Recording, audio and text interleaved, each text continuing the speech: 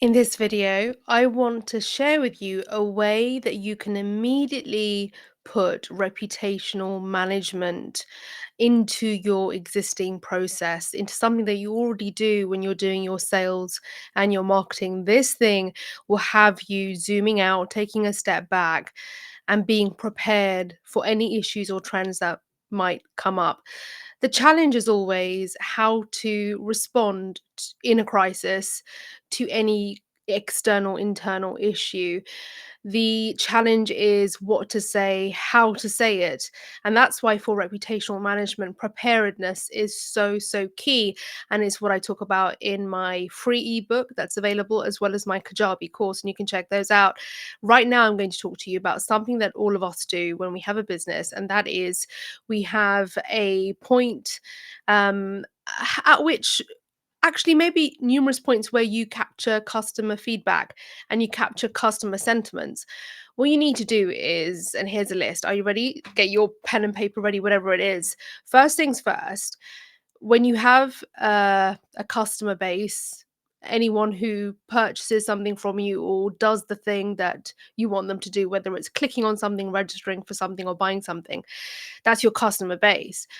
Are you segmenting them? The first thing you want to do is group them up according to different categories. And you can put this on an Excel sheet, whatever you like, make it as fancy or manual, whatever.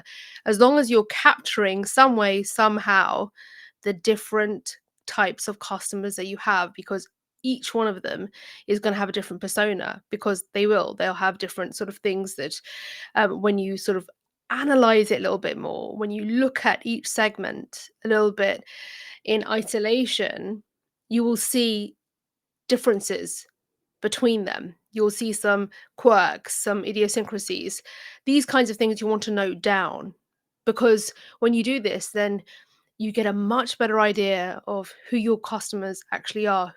And then when you do have to communicate with them in a crisis and your reputation is really hanging on it, you'll know how to strike the right chord because you know who you're speaking to. In fact, you might even decide to split the messages to each one of those people, each one of those segments. That's the first thing you want to do, is segment your customer base. Second thing is going to be make sure you're preparing some lines, a few sentences, 4, 5 max. You see, whenever you capture customer feedback, whenever you get criticism, whatever it is that you're getting back from your customers when they're purchasing something or when you're engaging with them, they're giving you some words. They're telling you what their experience is like, good or bad. They're giving you insight. You want to capture it. Capture it, categorize it, group it according to themes, whatever order you like. Again, as fancy or as simple as you like. Next thing you want to do is, this is number 2, okay? Once you've done that, because hopefully you're doing that, right? Once you've done that, what you want to do is look at the sort of picture of sentiments, look at the different sort of categories, look at the criticisms, the negative side of things. Imagine, like, what is the most likely crisis that you'll face? And what are the sort of most extreme criticisms that will come your way? What could be amplified by press or a journalist or somebody within your industry space? Now, looking at that issue, how would you respond to it? Jot down a few sentences and revisit those sentences every so often so you can tweak them. Remember, with public relations, communications, reputation management, it's an iterative thing. You iterate on it because your brand is constantly changing, the landscape is constantly moving. So you will need to revisit those lines. So that was your number 2. You're going to draft some lines based on all that feedback that you already have and that you're recording somewhere. Okay, so first thing was segmenting your customers so you understand your audience. Second thing was you're going to prepare some lines.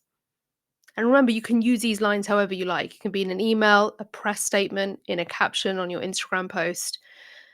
You're ready, you're prepared to say the thing that you need to say should that issue come up. So you've done some scenario planning.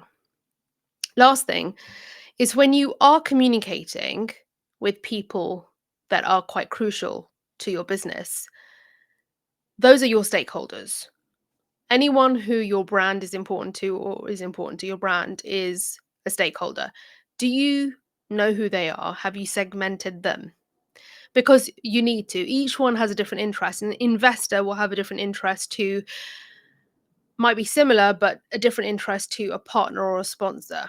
If you're an affiliate for someone, that company, that brand will have a different interest in you as well. So everyone has a different expectation. So if that issue came up, if there was a crisis, how will each of your segments of your stakeholders behave?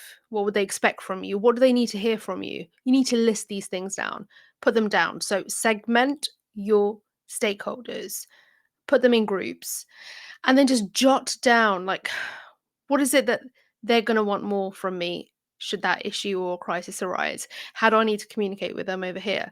So what is it that they want to hear from you? How do they want to hear it from you, and where? Like, which communications channel? You could get into so much more detail in order to really prepare yourself. I cover that in my course, but you could get into more detail if you wanted to. Here's a few more points if you wanted to add a bit more detail. So when you were doing this for your customers and you're starting to segment them and build up a picture of how each one is so different, create an audience, sorry, a customer persona.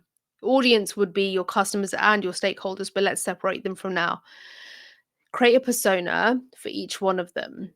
So there's like an avatar, something that you can really engage with.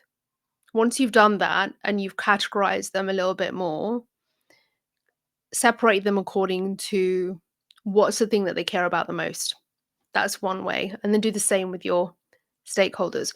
Once you've done this segmenting process and zoomed out and zoomed in all the way in, you'll get a better understanding of who's important to your brand and who do you need to communicate with and how.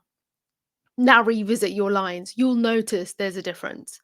You'll be tweaking it slightly differently, or you'll be like, okay, so these are my sort of generic lines. Lines by lines, I mean your statement, a few sentences that you've got prepared should an issue arise and you have to manage your reputation. This is your generic line, but now actually you will need to tweak it for the customers and for these segments, and you'll need to tweak it for the stakeholders. The tweaking and the writing and the editing is unavoidable, because when a crisis happens, you can't just like pull something out that's ready, because that thing was not exposed to the crisis that's happening now. The thing that's happening now needs to be respond with awareness of the now. What you prepared last week may not fit fully, but it means you're prepared. It means you're not going to panic. It means that you've done some, you know, planning, some thinking. This is not a complete surprise to you. You're not going to get caught on the back foot. That's what I really wanted to get across in this video. I really wanted you to understand that you can prepare, you can input a process into your already existing workflow. It doesn't have to be something additional. If you would like more help from me, you can get in contact. I also have a brand stuff that matters newsletter, which you can subscribe to, and I'll share insights and resources as and when I have them. You can also get my download, download my ebook, which is called Don't Get Cancelled. That's free. And I also have a Kajabi course. I have much more coming up, and I'm excited to share that with you. For now, though, I would really suggest that you put some of this process into your existing work stream and just see a lot of the things that we do in public relations and communications, and I've been doing it for 20 years, is constantly evolving. It constantly moves and changes with the sort of times that we're in, because our brand, our business and reputation, it's constantly moving, it's evolving, and so we have to kind of adapt, and that's what makes it such an exciting job and role and profession to be in, because you're always on your toes, and I like that. That's fun. So I hope you're having fun. I hope this video was fun for you as well. I wanted to make it punchy. And I had an assignment due. You know, I'm doing a master's in systems thinking. It is rocking my world. It is really helping me with all my strategic work. It's making me think so much more strategically, even more than before. Even more than before.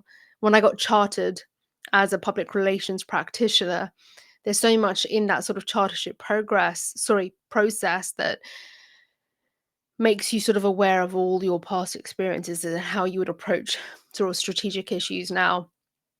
And now that I'm adding this sort of layer, this incredibly, like, sometimes meta layer of systems thinking, I'm like, what? I can just rule the world. Not rule the world, but at least solve a lot of problems.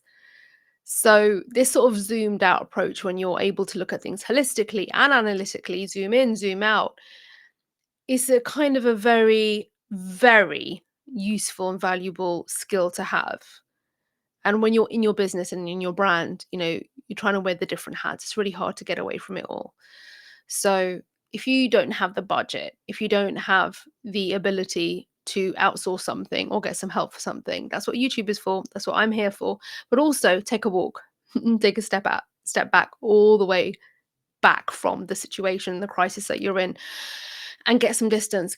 And that will help you get some perspective, because your view on things can be very much influenced by your cognitive biases, and we all have them, and it can cloud your judgment. So you want to get a new perspective on things. So get some time and get some space away from the problem, especially when it's a reputational issue. You need to not be reactive. That's the last thing you want to do. I really hope this helped you. If you haven't already, please like, subscribe, drop me a comment, let me know any issues that you have, and I'll see you in the next video.